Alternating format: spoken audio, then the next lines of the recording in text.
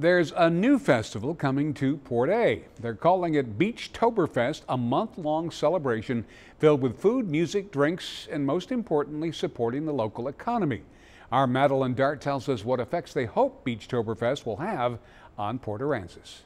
Even though their building is still under construction, that hasn't stopped the Chamber of Commerce in Port Aransas from planning a month-long festival that they hope will bring in tourism during the off-season. Port Aransas businesses preparing yet again for the grand celebration. Our second annual, first version. The original Beachtoberfest was planned for September of 2017, but the event got put on hold. It's very exciting. We're working hard. CEO and president of Port A's Chamber of Commerce, Jeff Hentz, says the ability to organize a month-long celebration just 1 year after a destructive hurricane is representative of the city's ambition. It's our local businesses coming together, showing how hard they went to work to rebuild, recover, and for us to be open this soon, this fast pace ahead of the game that normal destinations wouldn't be back this soon. During Beachtoberfest, attendees can expect live music, food, drinks, art, and much more.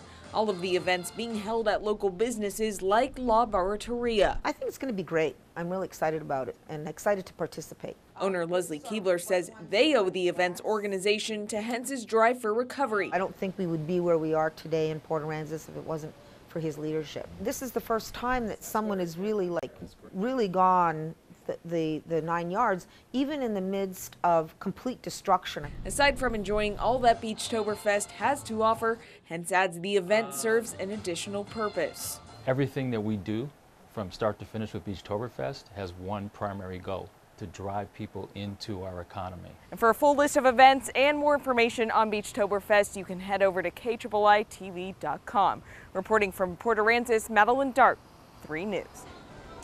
All right, thanks, Maddie.